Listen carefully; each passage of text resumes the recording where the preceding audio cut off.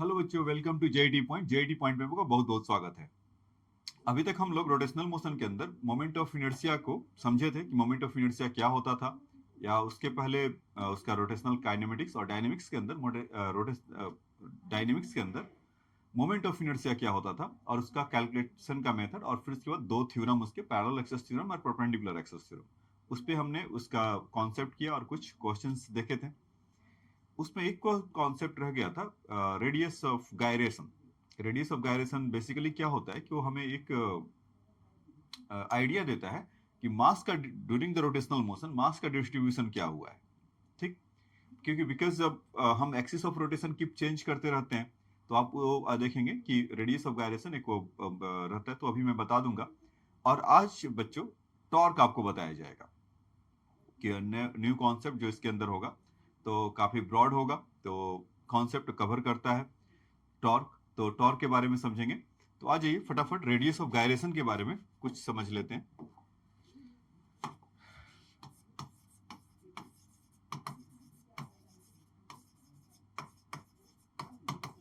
इसको दिखाते हैं के से, रेडियस ऑफ गायरेशन को। तो रेडियस ऑफ गायरेशन के लिए क्या है कि whatever the mass M, उसको एक्सिस ऑफ रोटेशन से मतलब नहीं है, और डिपेंड अलग है कि अलग बात कर, मतलब कि लिखते समय तो एम के स्क्वायर सिंपल लिख देते हैं, और के आपका यही रेडियस ऑफ गायरेशन है। ठीक है, equal to whatever the you have get the moment of inertia से आई। सो ये हमें आई क्या देता है, मोमेंट ऑफ इनर्शिया बेसिकली कि किसी एक्सिस के अबाउट अगर उसको रोटेट कर रहा है तो उसका मास का मास कैसे डिस्ट्रीब्यूट किया हुआ है। तो एक तरह से कहिए रोटेशनल मास होता है मोमेंट ऑफ इनर्शिया, और उसमें जो रोटेशनल मास में उस एक्सिस के अबाउट उसका डिस्ट्रीब्यूशन कैसे है वो आपको क्वांटिटी के देगा। फॉर एग्जांपल कि अगर रिंग है तो रिंग का मोमेंट ऑफ इनर्शिया, अगर यहां से अगर इसके लिए पूछा जाए कि उसके सेंटर ऑफ मास अगर उसका एक्सिस ऑफ रोटेशन है, इन दैट केस क्या होता है, हमने देखा है एम आर स्क्वायर। तो जरा इसका जरा के का रोल देखिए, तो के इक्वल टू आर आ जाएगा। तो इसमें डिफरेंस क्या है, कोई डिफरेंस नहीं है। और डिफरेंस तो कोई नहीं है, लेकिन ये हमें बता रहा है कि एक क्या कर रहा है कि जो रोटेशन, मतलब जब रिंग अगर घूमेगा तो उसका जो मास का distribution throughout the R होगा। दूसरा कि अगर इस सेम रिंग अगर अपने जैसे हमने ऐसा देखा था कि टैंजेंट के राउंड अगर घूमने लगे ऐसा, तो पैरेलल एक्सेस थ्योरम लगाकर इसका निकाला था हमने 2mr²। तो उस केस में M K square equal to 2mr²। M से एम कैंसिल होने के बाद के का जो वैल्यू होगा अंडर रूट 2r। तो आप देखेंगे जब यहां से तो रेडियस जितना था तो है ही है, अगर रोटेट हो रहा है तो एकदम से कैसे बढ़ गया वो, मतलब कि रेडियस टाइम, मतलब व्हाट एवर द रेडियस अगर होगा उसका रिंग का, तो उससे भी ज्यादा एक्सीड कर जाएगा। तो रेडियस ऑफ गायरेशन हमें इसका ये आइडिया देता है। आप किसी का भी देख सकते हैं, मतलब आप डिस्क के भी जा सकते हैं, या इसी में अगर डायमीटर ऑफ, मतलब अगर इसको जो रिंग था अगर इसको आपको टॉस कर दे तो डायमीटर के अबाउट उसका moment of inertia mr²/2। In that case तो उसका जो हम रेडियस ऑफ गायरेशन देखेंगे, मैं इसको ऐसे ही कह रहा हूं कि एम के स्क्वायर इसी रिंग को अगर इसको टॉस कर दे डायमीटर के अबाउट अगर रोटेट कर रहा है, तो उसका मोमेंट ऑफ इनर्शिया हमने देखा था ना mr²/2। तो उसमें के का वैल्यू कितना आ जाएगा, r/√2। तो उसका जो मास का डिस्ट्रीब्यूशन होगा रेडियस से कुछ कम होकर √2 का 1/√2 का वैल्यू 0.707 होता है। तो जो मास का डिस्ट्रीब्यूशन होगा 0.707 टाइम्स आर के लिए होगा। तो ये रेडियस ऑफ गायरेशन है। एक चलिए उसको भी देख लेते हैं, कल ये छूट गया था कि अगर स्फेयर है तो इसके टैंजेंट के अबाउट मोमेंट ऑफ इनर्शिया क्या होगा। तो पैरेलल एक्सेस थ्योरम अगर लगाएं तो सेंटर ऑफ मास के अबाउट कितना होता था 2/5mr², और पैरेलल एक्सेस थ्योरम लगाए जो हमें रिक्वायरमेंट है, तो mr² 2/5mr² प्लस एक mr² यहां से कर लीजिए तो कितना हो गया 7/5mr²। तो radius of gyration in that case is M K square. तो एम का के का वैल्यू कितना हो जाएगा √7/5 आर।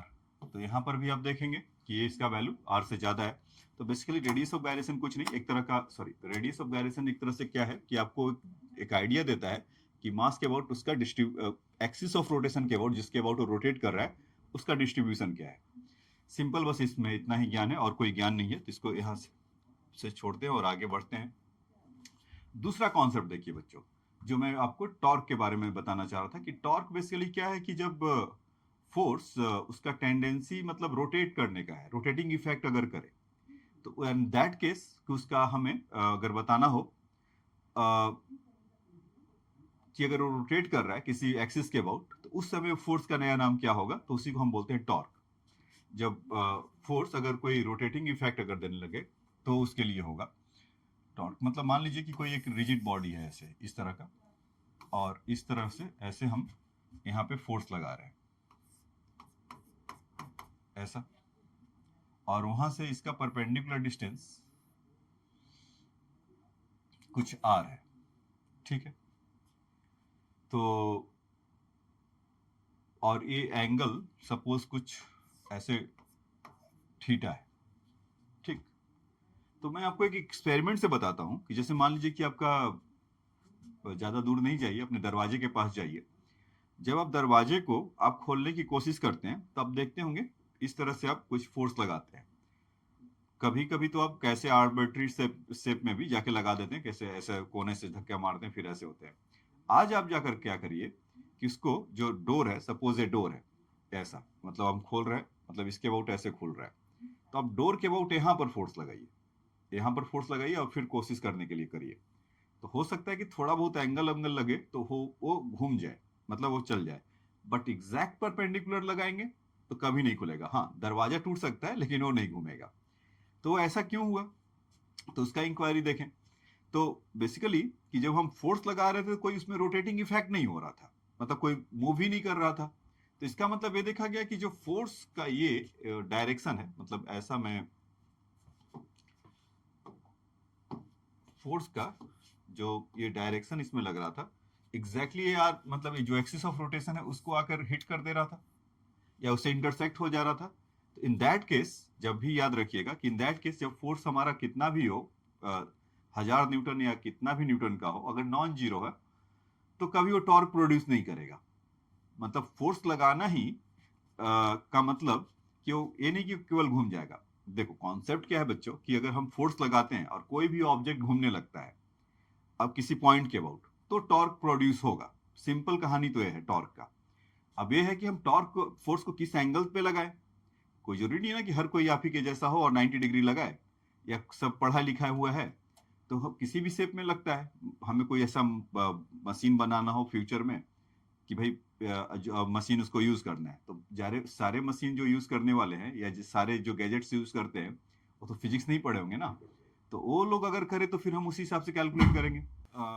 तो फोर्स अगर हम लगाते हैं तो उसके चलते उससे रोटेटिंग इफेक्ट आता है। तो ये बात उसके लिए था। अगर हम फोर्स अगर नॉन जीरो उसी के ठीक अलॉन्ग में है और उसको कर रहा होगा, तो हम यहाँ पर देखेंगे कि जो रेडियस वेक्टर है, यहाँ से रेडियस वेक्टर है और जो फोर्स है, उनके बीच का एंगल इस पे इफेक्ट करता है। अभी जैसे मैंने इस पे थीटा लगाते हुए देखा, तो फोर्स का आप देखेंगे कौन सा कंपोनेंट होगा, एफ कॉस थीटा, अगर ये वाला, और ये वाला आपका एफ साइन थीटा इसमें। तो एफ साइन थीटा के चलते तो कुछ नहीं मिल रहा है और एफ कॉस थीटा के चलते मिल रहा है। तो ये आप एफ कॉस थीटा से कंफ्यूज मत होइएगा कि पैरेलल वाला होता है। तो मैं उससे बेहतर होता है क्या होगा कि मैं एफ कॉस थीटा के बजाय और एफ साइन थीटा के बजाय एक उसके फोर्स परपेंडिकुलर ऐसा कह देता हूं और एक पैरेलल कह देता हूं। तो पैरेलल फोर्स जिस एंगल पे मिलेगा तो उसके चलते कोई टॉर्क नहीं मिलेगा। ये बात समझ में आपको आया होगा। और इसका डिस्टेंस आर है।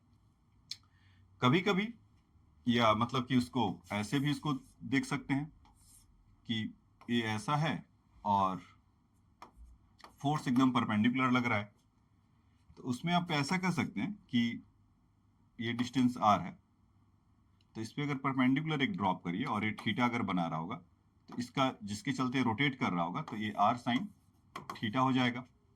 या यूं कहे कि जो परपेंडिकुलर वाला जो पार्ट है तब उसमें आर परपेंडिकुलर और इसके ठीक एक दो इसका कंपोनेंट होगा आर का, तो इसके चलते तो ठीक फोर्स और आर पैरेलल हो जाएंगे, तो फिर से आपको नहीं मिलेगा। वही काम होगा जब आर और एफ आपस में पैरेलल हो जाएंगे तो कोई टॉर्क नहीं लगेगा। और यहाँ पर ए वाला जो आर का जो कंपोनेंट था, इसके भी दो कंपोनेंट थे, R cos theta R sine theta, तो मतलब एक पैरेलल वाले के साथ और फोर्स उसी में है, तो फिर से कोई टॉर्क प्रोड्यूस नहीं करेगा।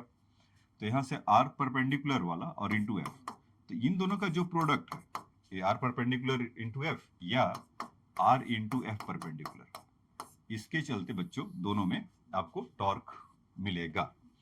ठीक, तो कहने का मतलब कि अगर हम फोर्स लगाएं और उसके चलते रोटेटिंग हो तो इस ये हुआ। तो अगर हम फोर्स लगा रहे हैं उसके चलते मूवमेंट हो रहा है, ये बात तो हमने समझा, तो हो रहा है, तो हमें कहीं ना कहीं रिमाइंड करा रहा है ट्रांसलेशनल मोशन का। Torque and Newton second law. Newton second law क्या कहता है बच्चों? F equal to M a, यही कहता है ना। अगर हम यहाँ से F equal to M a अगर देखें और acceleration equal to force upon a mass, तो जितना इसमें फोर्स लगाएंगे उतना एक्सेलरेशन होगा। और हम उसी समय ये भी नहीं भूलना चाहिए कि इनर्शिया इज इनवर्सली प्रोपोर्शनल। तो सेम चीज क्या होगा कि टॉर्क इक्वल टू भी आई अल्फा, तो अल्फा इक्वल टू कितना होगा? Torque by I. तो जैसे उस मोशन को अगर ज्यादा मास होगा, अगर ज्यादा उसका मोमेंट ऑफ इनर्शिया होगा, तो उसका क्या करेगा? एंगुलर रोटेशन उसमें कम होगा। उसका कम अगर होगा इनर्शिया तो उसमें ज्यादा होगा। मतलब सेम अगर टॉर्क लगा रहे हैं तो कहने का मतलब ये है। और मोमेंट ऑफ इनर्शिया के बारे में तो आपने अच्छे से देख रखा है कि सब कुछ एक्सिस ऑफ रोटेशन का खेल है। कि एक्सिस ऑफ रोटेशन अगर सेम मास के लिए एक्सिस ऑफ रोटेशन से अगर आप दूर हैं तो मोमेंट ऑफ इनर्शिया क्या होगा? ज्यादा हो जाएगा।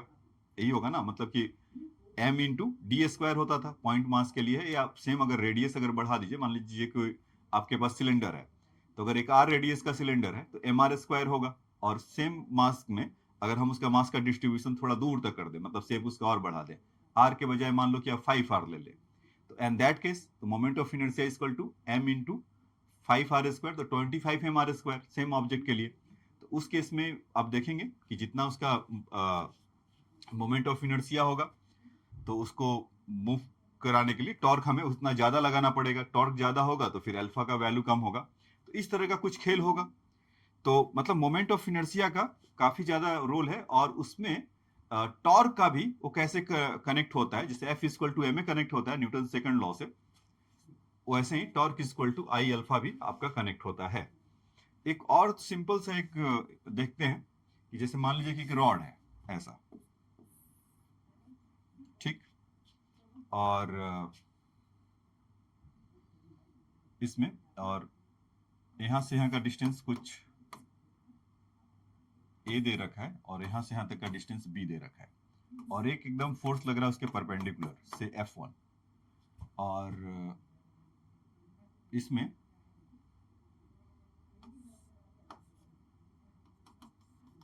इससे थीटा लग रहा है,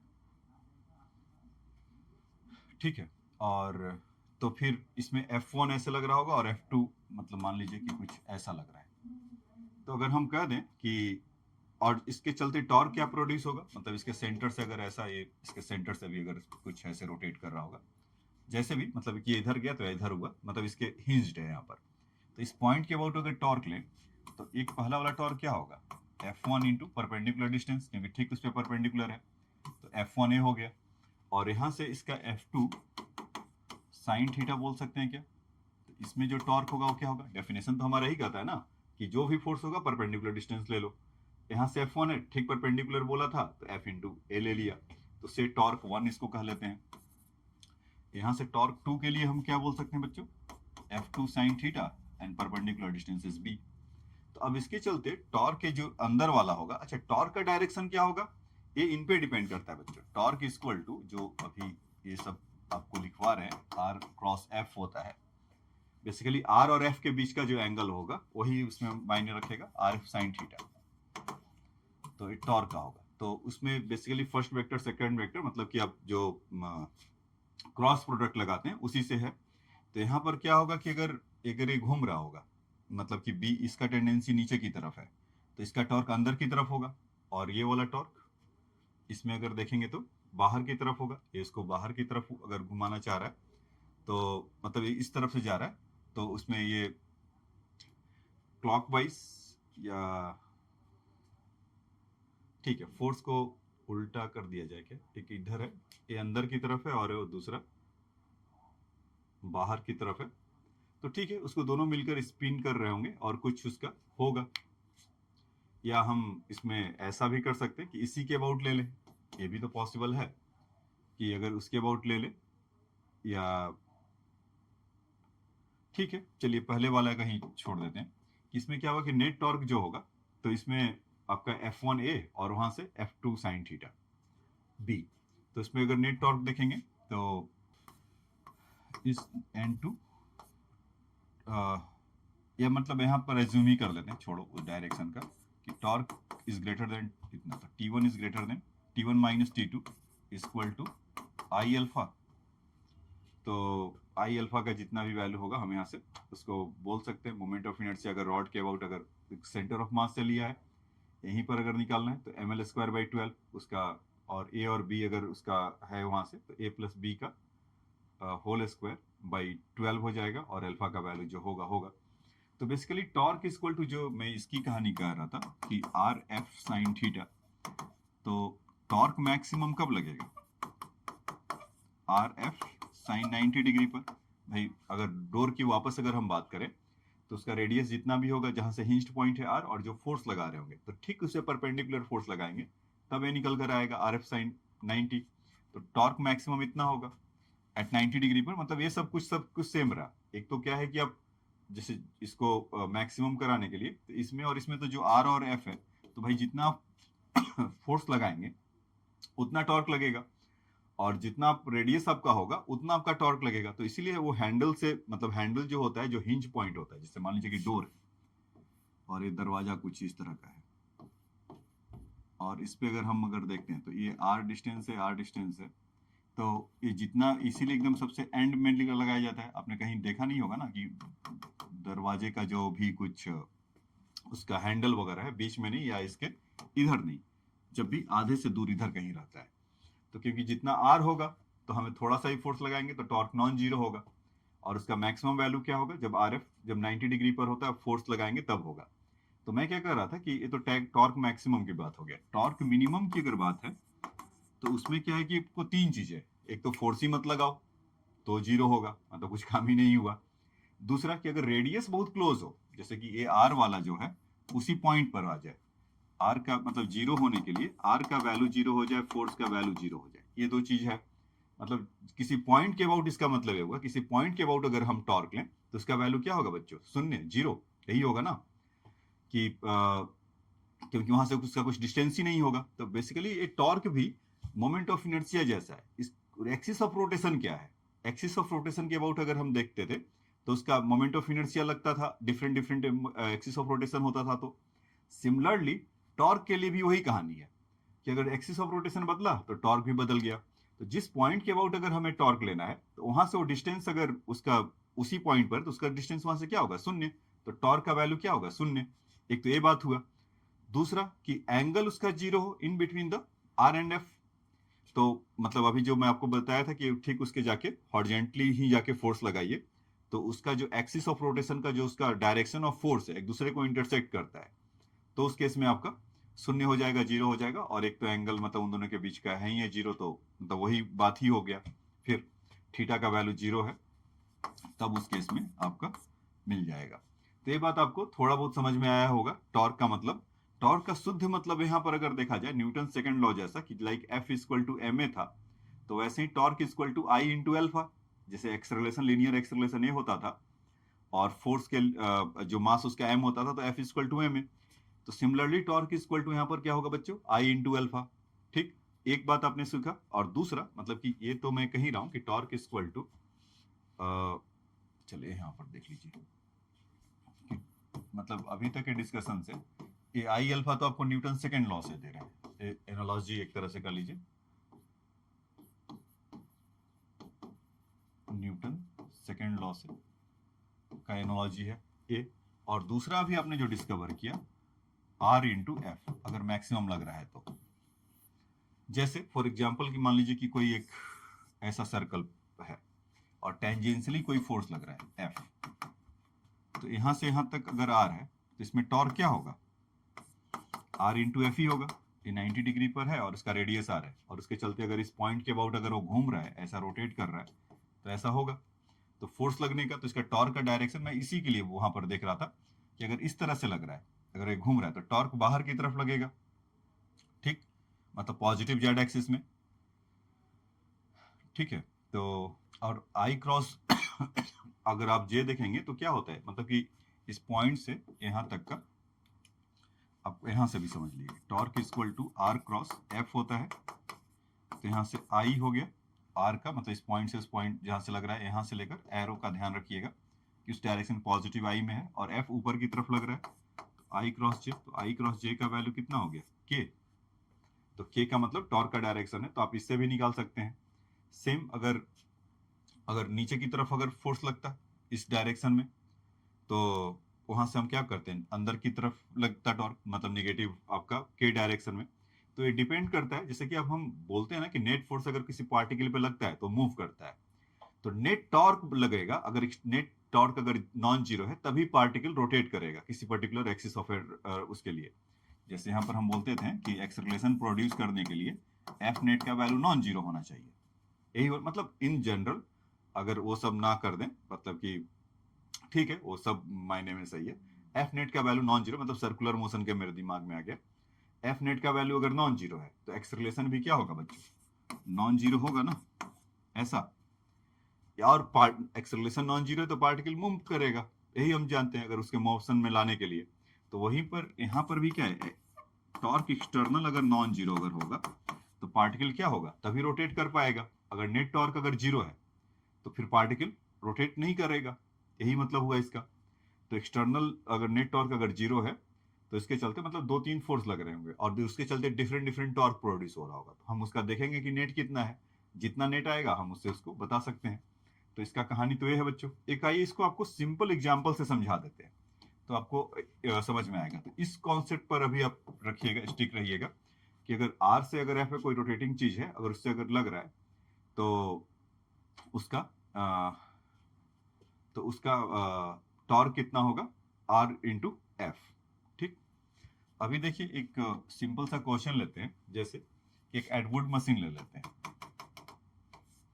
ऐसा, और इसमें मास m1 कर देते हैं इससे, और इससे m2 कर लेते हैं। ठीक है बच्चों, तो इसका कि अगर if m1 is greater then m2, तो कहेंगे अरे ये तो लॉज ऑफ मोशन वाला आ गया फिर से, मतलब आप पूछेंगे सर एक्सेलरेशन पूछोगे क्या, यस एक्सेलरेशन ही पूछूंगा, फाइंड एक्सेलरेशन। तो यह कि पहले क्या था, देखिए पहले और इसमें जो वर्डिंग का एक प्रॉब्लम है, पहले क्या होता था कि pulley is pass over to the, sorry string is pass over the pulley, ये नहीं कहता था कि पुली घूम रहा है, हमें लगता था उस समय कि पुली घूम रहा है, लेकिन पुली नहीं घूमता था, pulley just string is just pass over the pulley. Now pulling is not pass, string is not pass over the pulley but it is the rotating, मतलब इनके बीच में सफिशिएंट फ्रिक्शन है, इतना सफिशिएंट फ्रिक्शन है। और पुली में आप जनरली देखते होंगे वहां पर मेंशन रहता था pulley is the massless, pulley massless होता था, और उसमें स्मूथ भी बोला जाता था इस समय कि हैविंग अ सफिशिएंट फ्रिक्शन, कि जिसके चलते वो घूम रहा है ऐसे। If pulley have sufficient friction, इसके पास सफिशिएंट फ्रिक्शन है जिसके चलते घूम रहा है। और अच्छा पुली का थोड़ा बता दें कि डिस्क टाइप का है और इसका रेडियस आर है बच्चों, डायरेक्टली मोमेंट ऑफ इनर्शिया नहीं दिया, या चलो अभी के लिए थोड़ा सा आपको आसान कर देता हूँ कि मोमेंट ऑफ इनर्शिया दे दिया इन जनरल, अभी उसके लिए लेकर आ जाएंगे। तो अगर इसका मोमेंट ऑफ इनर्शिया आई है तो बताइए, इसको रेस्ट से ऐसे छोड़ दिया, और यहाँ पर एक चीज मेंशन किया है कि m1 is greater then m2, then बताओ कि अब क्या होगा इसका एक्सेलरेशन। तो देखो इसको मैं आपको थोड़ा सा उस तरह से समझा देता हूँ। गाँव में जाइए तो आप कुएं से पानी लोग निकालते हैं ना, तो वहां पर आपने पुली को सबसे पहले देखा होगा। अगर जिन्होंने देखा होगा तो देखने के लिए तो कहीं भी देख सकते हैं, लोग जिम भी जाते हैं तो वहां भी छोटे छोटे पुली लगे रहते हैं ना, तो रोटेट करता है और बाकी काम करते हैं। या आप हमारे एलिवेटर में, लिफ्ट में, वहां भी तो पुली जैसा ही कुछ लगा रहता है। अगर ट्रांसपेरेंट टाइप का अगर रहता है तो आप देखिएगा कभी, देखने अगर आपको मौका मिलता है तो उसको, इस बात को ऑब्जर्व करिएगा। नहीं तो गांव में अगर आप जाकर देखेंगे तो जहाँ से गांव या शहर में कहीं भी एक कुआं अगर है और पानी जब निकालते होंगे तो वहां पर गोल वहां से पुली लगा रहता है, तो उसमें भी उसका कंडीशन पर होता है। अगर कुआं बहुत पुराना है, पुली बहुत पुराना है, तो खड़खड़ खड़खड़ आवाज करता है, बहुत मुश्किल से निकलता है। पुली अगर स्मूथ है एकदम फटाक से आप निकाल लेते हैं। अब ऐसा मत कहिए कि बिना पुली के पानी निकालते हैं, अगर होगा तो ऐसा कर देखेंगे। तो उसमें क्या होगा कि जो सब एग्जाम्पल दिया पुराना नया का, उसमें क्या है कि अगर घिसाई पिटाई उसका हो रहा है तो जिसके चलते वो एक यूनिफॉर्म टाइप का जो आप फोर्स लगाते हैं इधर से पुली को खींचने के लिए, और जो बाल्टी जो नीचे पानी जो अभी ऑब्जेक्ट लेने के लिए गया हुआ है, तो उन दोनों के बीच में सेम टॉर्क नहीं होगा बच्चों, या उन दोनों के बीच में सेम टॉर्क नहीं हुआ तभी तो एक्सटर्नल वो बाहर के घूमेगा, सेम टेंशन नहीं होगा। तो यहाँ पर भी मैं वही बताना चाह रहा था, यहाँ पर क्या होगा कि लॉज ऑफ मोशन से जो आप सीखे हैं m1GA और यहाँ से m2GA, ठीक ऐसा होगा। लेकिन जब वो घूमेगा, जैसे मान लीजिए कि अगर ये वाला ज्यादा है, m1G ज्यादा है, तो पुली तो अब घूम रहा है, तो पुली जब घूम रहा है तो उसमें नेट टॉर्क तो होना चाहिए। अगर हम एज्यूम कर ले यहाँ से, जो कि गलत वो होगा, कि अगर दोनों में टी टी है, अब तक लॉज ऑफ मोशन से क्या जानते थे, टी टी होता था। अगर टी टी अगर नेट होगा तो वो रेडियस दोनों जगह से सेम होगा, तो सेम यानी कि टॉर्क प्रोड्यूस करेगा। टॉर्क इक्वल टू क्या होगा, मतलब कि आप यहाँ से सोचिए कि जो अभी बताया था कि टी ऐसे लग रहा था और यहाँ से आर है, तो टॉर्क का वैल्यू कितना होगा, टी इंटू आर। और उस वाले के लिए भी क्या होगा, टी इंटू आर, मतलब एक नीचे की तरफ आ रहा है, एक मतलब एक बाहर की तरफ टॉर्क लग रहा होगा। अगर ऐसे घूम रहा होगा तो बाहर के लिए टॉर्क, और दूसरा नीचे के लिए कर रहा होगा तो अंदर के लिए टॉर्क निगेटिव के में लग रहा होगा। तो उस हिसाब से तो उसका नेट टॉर्क जीरो है। देन अगर नेट टॉर्क जीरो है, then how will you say that it will be rotate, rotate नहीं करेगा। तो उसीलिए क्या होगा कि हम must be tension different different लगेगा। यहाँ पर अगर T1 लग रहा होगा और यहाँ से T2 लग रहा होगा, तब तुम दोनों का डिफरेंस आएगा ना, और कुछ नेट एक्सटर्नल टॉर्क लगेगा, और उसके चलते हम कह सकते हैं कि यस, कि नेट एक्सटर्नल टॉर्क होगा तो ये घूम रहा होगा, क्योंकि वहां पर पुली के पास सफिशिएंट फ्रिक्शन है, वो मस्ट भी वो घूमेगा ही घूमेगा। तो यहाँ पर जो टेंशन पहले टी ले लेते थे, अब इस केस में क्या लेंगे बच्चों, T1 T2 ऐसा। तो यहाँ पर T1 और T2 ऐसा कर लीजिए। तो लॉज ऑफ मोशन से जो हमें जानकारी है वहां से हम क्या बोल सकते हैं, m1G minus T1 equal to m1A, यही होगा, ठीक। और दूसरे वाले के लिए अगर देखेंगे तो उसको खींच रहा होगा T2 minus m2G equal to m2A। ये दो तो आपको आसानी से मिल गया होगा, इसमें तो कोई दिक्कत नहीं है, या समझने में कोई इनर्सिया नहीं लगा होगा, आसानी से आप इसको डिकोड कर लिए होंगे। ये बात आपको समझ में आया नहीं आया, पहले बताइए कि T1 और T2 क्यों डिफरेंट लगेगा। T1 और T2 अगर सेम होता तो ये पुली पर लगता, तो पुली तो मूव नहीं करता, क्योंकि पुली को क्या करना है, घूमना है, सफिशिएंट फ्रिक्शन है। अगर उसको रोटेट होना है तो must be having the net external torque. वो कब होगा, जब दोनों अनइक्वल होंगे, T1 और T2 का वैल्यू डिफरेंट डिफरेंट होगा, ऐसा। अब की देखिए कि T1 इधर नीचे की तरफ लग रहा है, तो इसके चलते, तो उसके चलते टॉर्क देखेंगे, अभी अभी क्या है कि नीचे की तरफ आ रहा होगा, तो ये जो T1 वाला होगा वो must be larger torque produce कर रहा होगा in order to rotate in that way. तो वी कैन से दैट कि T1 इंटू आर, ये रेडियस अगर आर है तो, माइनस T2 इंटू आर, ऐसा होगा क्या कि T1 इंटू आर एक टॉर्क होगा और दूसरा T2 इंटू आर अलग तरह होगा, तो इन दोनों का नेट क्या होगा, T1 R minus T2 R equal to क्या होता था, I into alpha. Torque equal to, यही बताया था ना, जैसे लाइक एम में होता था, तो यहाँ पर आई अल्फा होगा। तो उसका मोमेंट ऑफ इनर्शिया टॉर्क का मैंने रेडीमेड आपको दे रखा है, ऑल तो बाद में पुट करूंगा, आई इंटू एल्फा। और एल्फा और ए में तो रिलेशन आपको पता होगा, बचपन में सीख लिए थे, ए इक्वल टू एल्फा आर। ये लीनियर एक्सलेशन और एंगुलर एक्सलेशन में ऐसा रिलेशन होता था, तो क्यों ना उठाकर वहां पर पुट कर दिया जाए।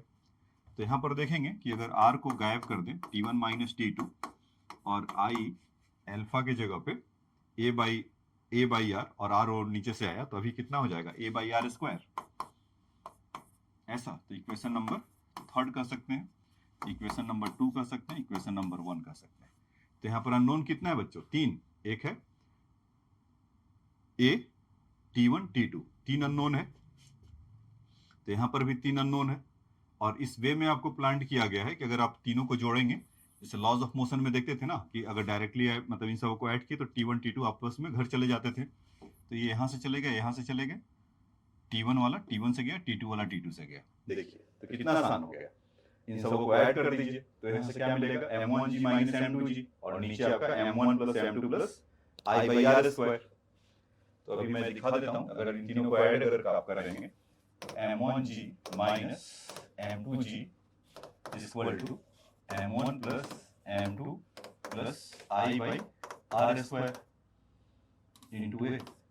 अगर आप ध्यान से देखेंगे तो आई का जो वैल्यू है एम आर स्क्वायर होता है और आर स्क्वायर नीचे है, तो ये भी एक तरह से मास का ही तो यूनिट है अगर डायमेंशनली देखिए तो, है ना, ये मास का यूनिट है। तो ए का वैल्यू कितना आ गया बच्चों, m1g minus m2g upon m1 plus m2 plus I by R square, ऐसा,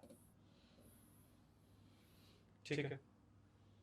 अच्छा, अगर मान लीजिए कि यहाँ पर आई का मतलब देकर वैल्यू नहीं रहता, जो मैं वही बोल रहा था, इसका मान सपोज कैपिटल एम दे रखा होता है और उसका रेडियस आर तो दिया ही हुआ है। अगर इस तरह का दिया होता तो उसका भी सेंटर के अबाउट रोटेट कर रहा है, डिस्क है, तो डिस्क का सेंटर ऑफ मास के अबाउट क्या होता था, एम आर स्क्वायर बाई 2, यही हमने देखा था ना। अगर इन द केस तो वैल्यू दिया रहेगा, अगर इस तरह का दिया है कि इसका मास कैपिटल एम है, उसका रेडियस आर है, इन that case you can say that mr square by 2 पे हम क्या बोलेंगे, m1 minus m2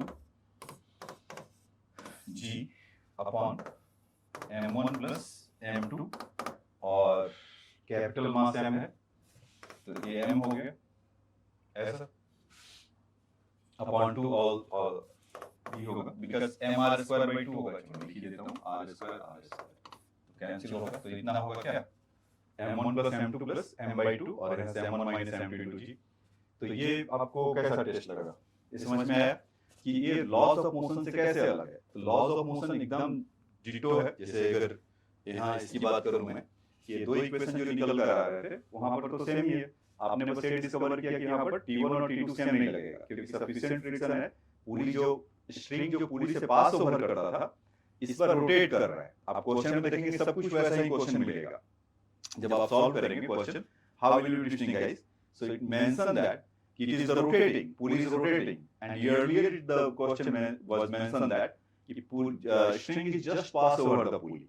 So that the difference you can, that the difference between those question and the laws of motion is the same question in the rotational motion. So you can differentiate between the problem of the rotational and laws of motion, at particularly for the Atwood machine. So this type of question, even आपको Atwood machine क्या, अभी आपको देखेंगे inclined plane पे भी मैं इसको अगर लेकर चला जाऊँ तब भी वहाँ पर आप डिस्कवर कर लेंगे।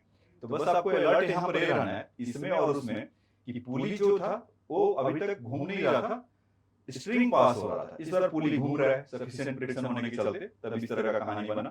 तो ये दो इक्वेशन उससे, और तीसरा इक्वेशन आपको ये लिखने जाना होगा।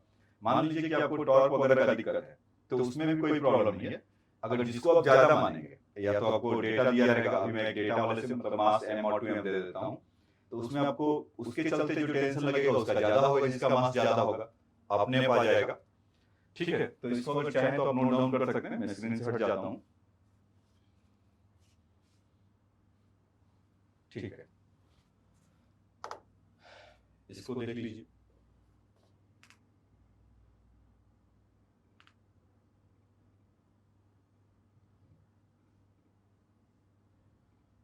ठीक है, देखिए एक क्वेश्चन आपको ऐसा दिखा देता हूं, जैसे सेम ऐसा ही 2m इसको ले लेते हैं और यहाँ से m ऐसा है और इसको ऐसे रेस्ट से छोड़ दिया। इवन आपसे अब टेंशन भी पूछ ले कि बताओ कि दोनों में टेंशन कौन सा होगा, फाइंड टेंशन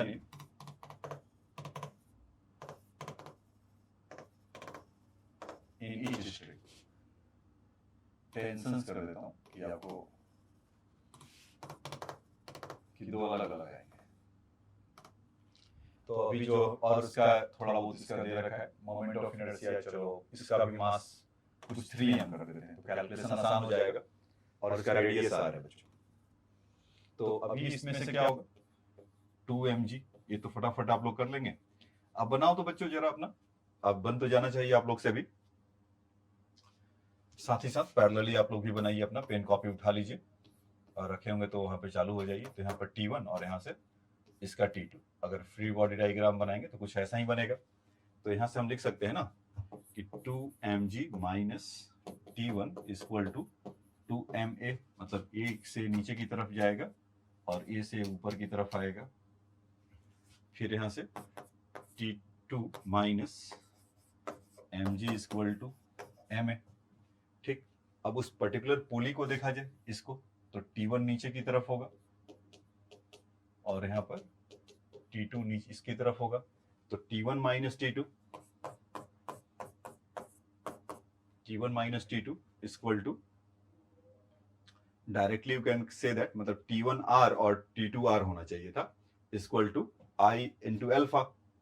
तो यहां से अगर आप करेंगे तो IA/R²। अगर नहीं समझ में आया तो यहां से देख सकते हैं, यहां से टॉर्क इक्वल टू जब लिखेंगे तो I अल्फा होता है, तो अल्फा इक्वल टू क्या होता है, A इक्वल टू क्या होता है बच्चों, R अल्फा इंटू आर। तो यहाँ से अल्फा का वैल्यू रखेंगे तो IA/R होगा।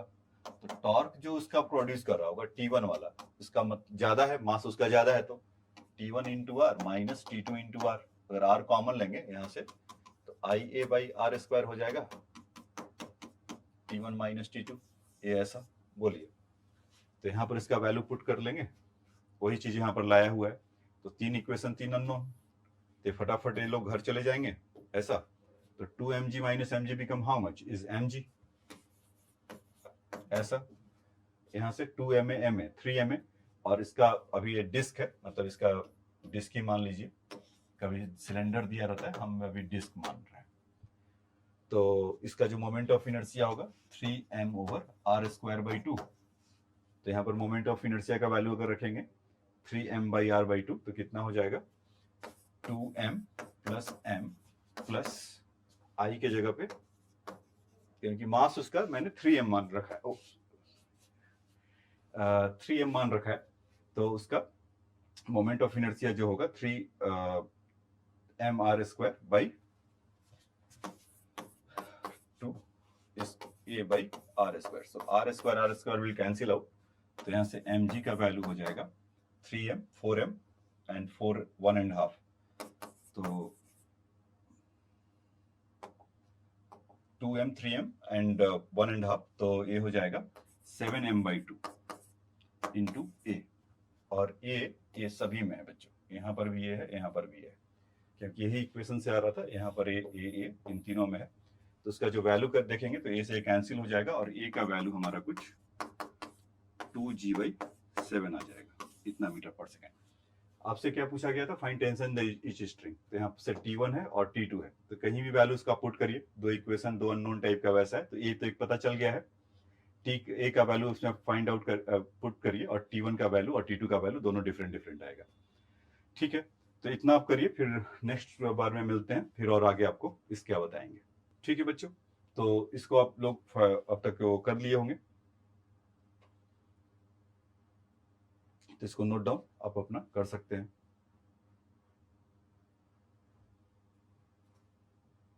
टेंशन का वैल्यू तो निकाल लिए है ना, ज्यादा टेंशन में तो नहीं है। तो यहाँ से T1 का वैल्यू अगर देखेंगे तो कितना आ जाएगा, 2mg माइनस 2m और यहाँ से 2g/7, तो कितना हो जाएगा, इस 4mg 4/7, तो 2 माइनस 4/7, तो यहाँ से आ जाएगा कुछ 12/7, 7 2 14 माइनस 2, ये T1 का वैल्यू हो गया। और सिमिलरली T2 का वैल्यू अगर आप देखेंगे तो यहाँ से mg प्लस m है, तो mg और यहाँ से 2mg, तो यहाँ से कितना हो जाएगा 9mg/7।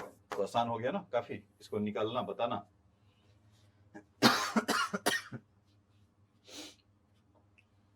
तो इसको चाहे तो आप लोग नोट डाउन कर सकते हैं। अब देखिए इसके बाद next question, correct uniform disk of radius r of mass m mounted on the axis supported by the fixed frictionless bearing. Light cord is the wrapped around the rim of the wheel and the supposed to be hang a body of mass m. Find the mass m from the cord. Find the angular acceleration of the disk and tangential acceleration of the point on the rim.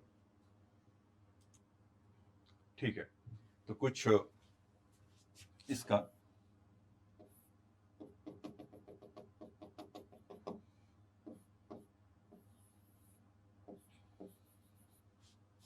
Mass m है,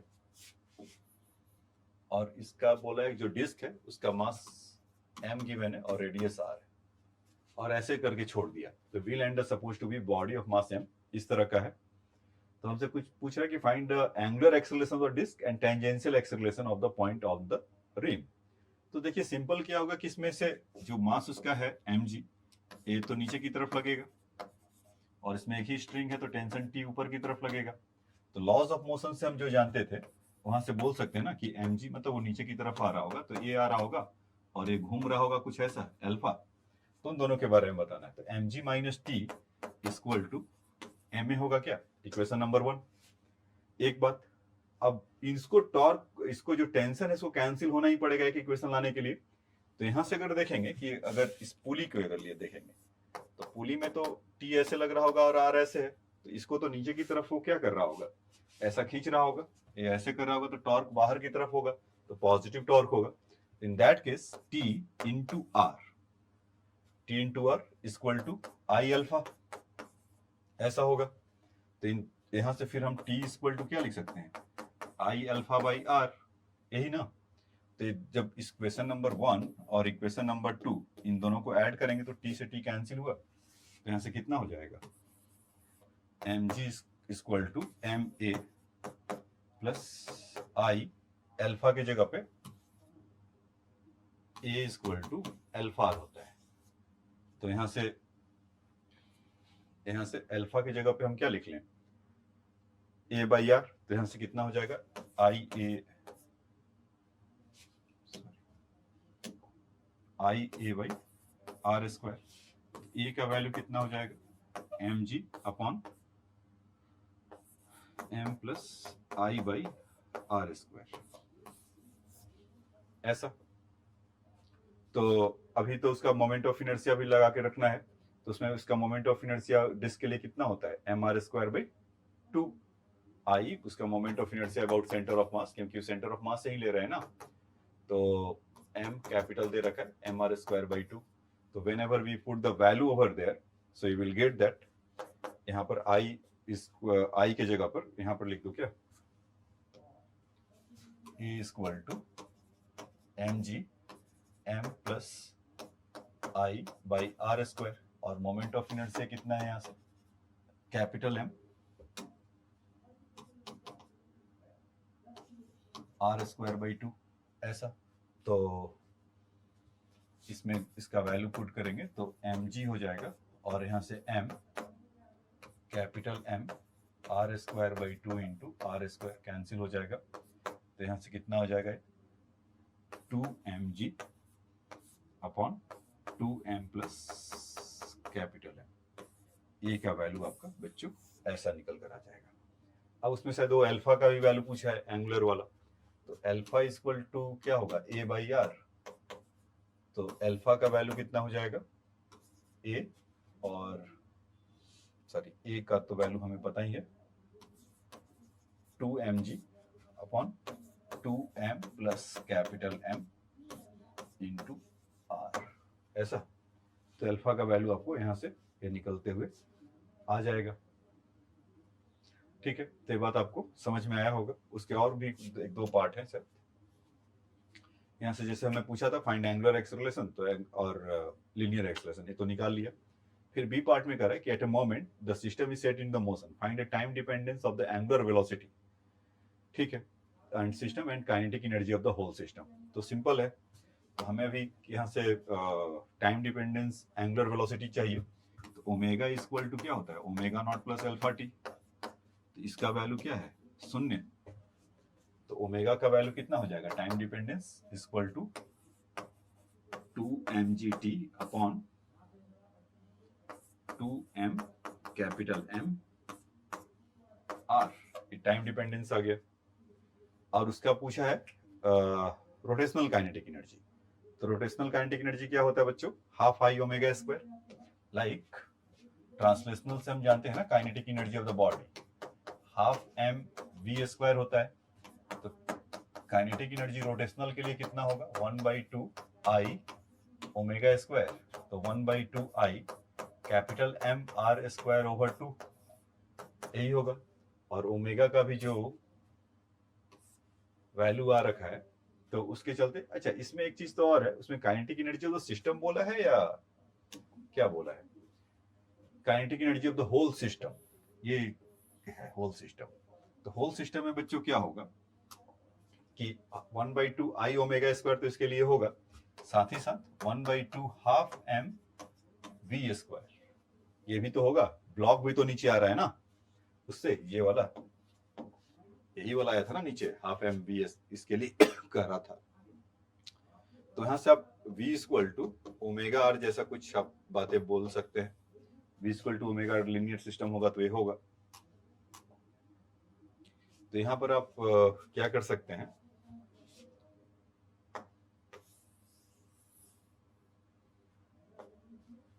तो M R square omega square तो ये हो गया, plus 1/2 small M omega square into R square, ये कर सकते हैं। तो अगर इसको आप कॉमन लीजिए कैपिटल आर के जगह पर, ठीक है, उसका कैपिटल आर लिया हूं क्या, तो कैपिटल आर ही ले लेता हूं। तो यहां से अगर आप देखेंगे तो 1/2 आर स्क्वायर कॉमन ले ले या ओमेगा स्क्वायर कॉमन ले ले, तो omega square R square by 2 अगर कॉमन लेंगे, m/2 प्लस स्मॉल m बचेगा क्या, तो यहां से कितना हो जाएगा, m plus 2m square omega square R square by 2 से आया तो 4 होगा, ये ऐसा होगा। और ओमेगा का वैल्यू हमारे पास है क्या, तो ओमेगा का वैल्यू लाकर पुट कर दिया जाए, ओमेगा का वैल्यू इतना है, देखो ओमेगा स्क्वायर करेंगे तो 4m square G square T square होगा, और आर स्क्वायर नीचे 2m प्लस m का होल स्क्वायर होगा, तो वहां से तो ये 2 का स्क्वायर होगा तो कैंसिल होगा, 2mgt, ओमेगा का वैल्यू है 2mgt अपॉन अगेन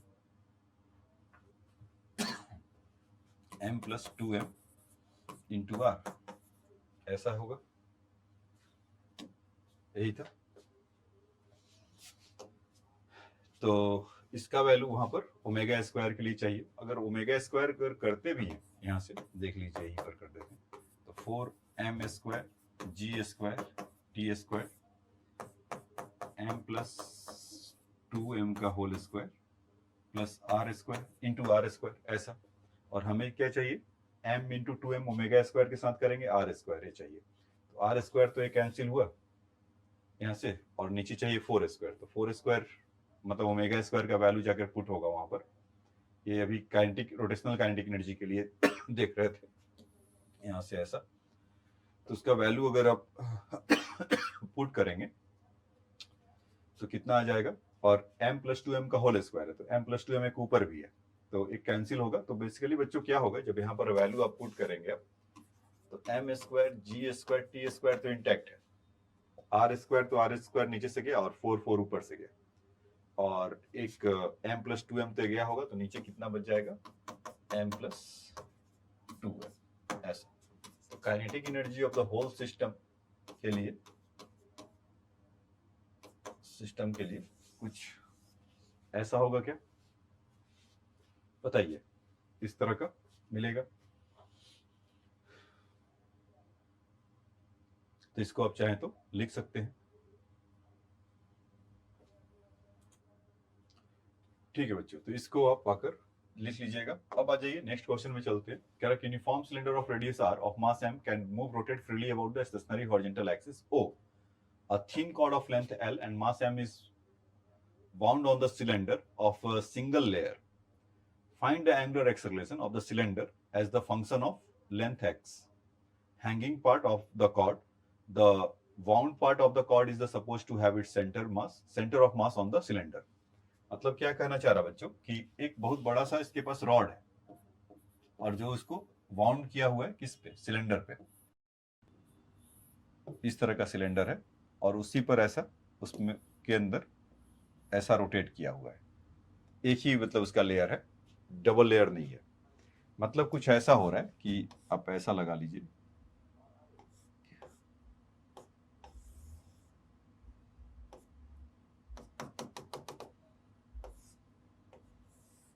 ऐसा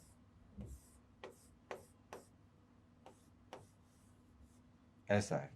तो ये कह रहा है कि एक्स पार्ट हैंग किया हुआ है इधर नीचे की तरफ, ठीक है, और बाकी का जो L लेंथ है, L माइनस एक्स पार्ट ऊपर है, ऐसा है उसके साथ। तो अभी ऐसा छोड़ दे रहा है और हमसे पूछा जा रहा है फाइंड एंगुलर एक्सेलरेशन, ऐसा। तो हम अपना लॉज ऑफ मोशन से समझे कि अगर ये नीचे की तरफ आ रहा होगा तो मस्ट भी कुछ एक्सेलरेशन होगा, और इसका वैल्यू बच्चों कुछ m, मतलब m डैश मान लेते हैं, इसका m डैश नीचे होगा, उसका वॉट एवर द मास तो कुछ होगा ना, क्योंकि इसका रेडियस तो इसका m दे रखा है और उसके छोटे वाले के लिए m दे रखा है। तो जो x पार्ट का मास देख लेते हैं पहले यहीं से, x पार्ट यहां पर लिख देते हैं मास ऑफ x पार्ट। तो उसमें किसके लिए, रॉड के लिए, जो रॉड रैप है उसमें वाउंड है, तो m by L into x इतना का मास हो जाएगा। और l माइनस एक्स पार्ट का अगर देखेंगे तो उसको भी अभी लिख के खत्म कर लेते हैं, m by L into L minus x, ऐसा होगा। तो इसका जो फर्स्ट इक्वेशन आना होगा, जो हम लोग उसके लिए अगर देखेंगे, किसके लिए, न्यूटन्स लॉ ऑफ मोशन से अगर देखते हैं, तो हमारा यहाँ पर m1 डैश का वैल्यू कितना हो जाएगा, m by L into X G नीचे, माइनस कुछ तो टेंशन t लगा ही होगा, तो t equal to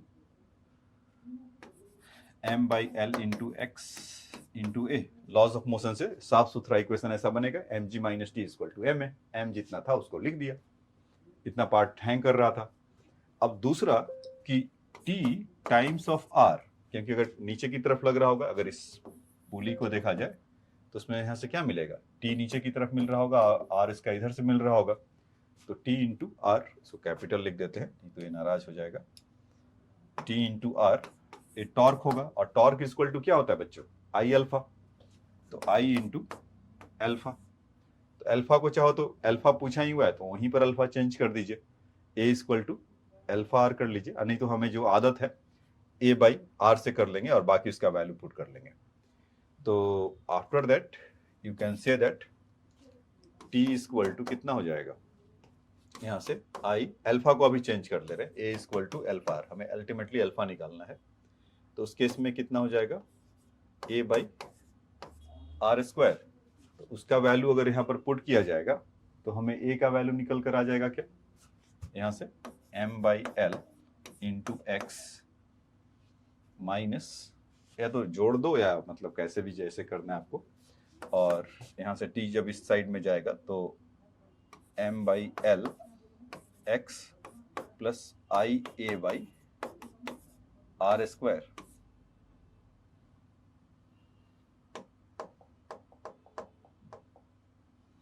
I by R square, क्या ऐसा कुछ मिलेगा क्या।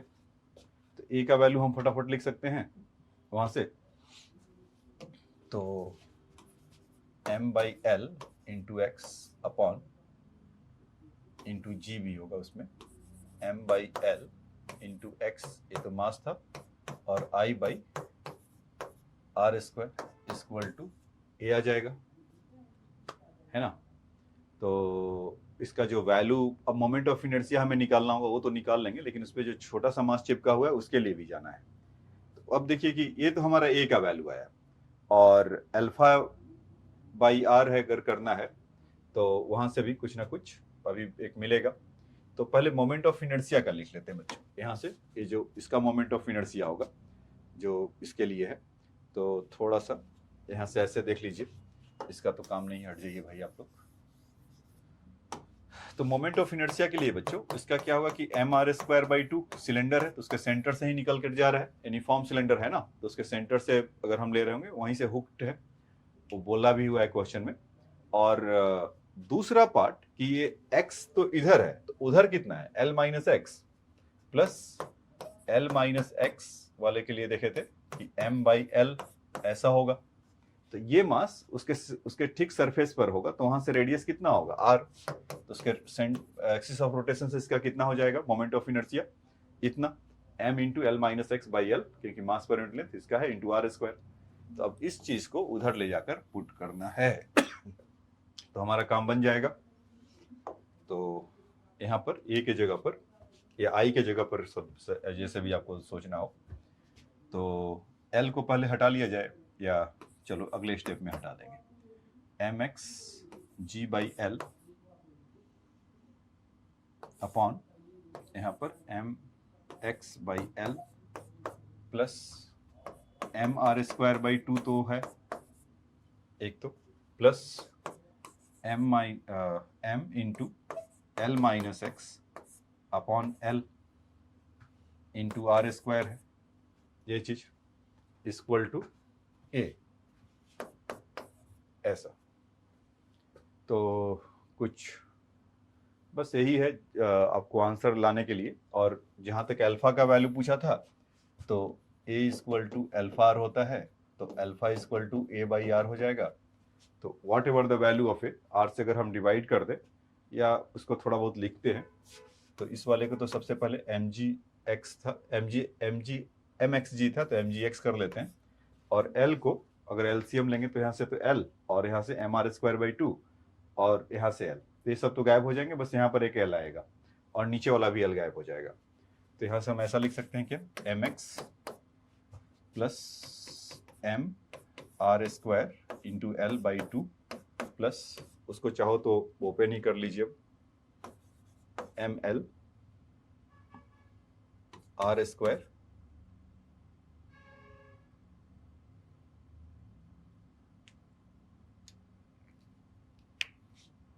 अच्छा, उसे जितना भी था उसमें आई बाई आर स्क्वायर भी था ना, तो जो मोमेंट ऑफ इनर्शिया तो इतना लिखे, तो उसके साथ तो आर बाई आर स्क्वायर भी डिवाइड होगा, तो ये आर स्क्वायर इसको क्यों मेला में लेके घूम रहे हैं, इसको भी हटा दीजिए। तो यहाँ से ये तब तो और सिंप्लीफाई हो जाएगा, तो ठीक है, तो आंसर तो आसानी से मिल जा रहा है।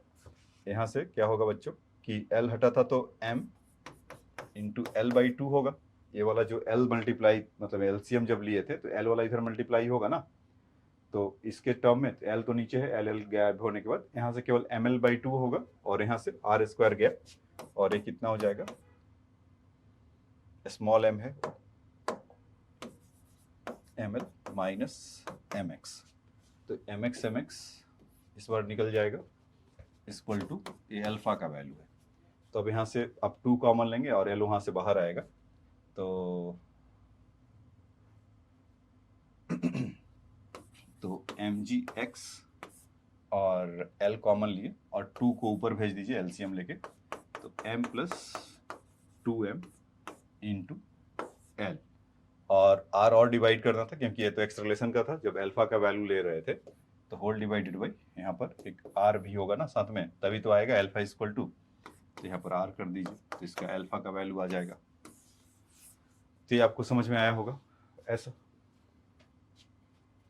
तो ये बात समझ में आया। तो ये रूडो टाइप के क्वेश्चन हैं, तो इसको आप देखिएगा। तो ठीक है, इस क्लास में इतना ही रहने देते हैं, नेक्स्ट क्लास में जब मिलेंगे बच्चों तो उसमें अभी टॉर्क का और भी आपको कॉन्सेप्ट बताया जाएगा। ये तो बहुत बेसिक था, आपको समझाया कि टॉर्क का पुली के साथ क्या हो रहा है, या और भी जैसे सिलेंड्रिकल होता है और 2 लेयर उसमें आ जाता है, तो उसमें और आपको सिखाया जाएगा।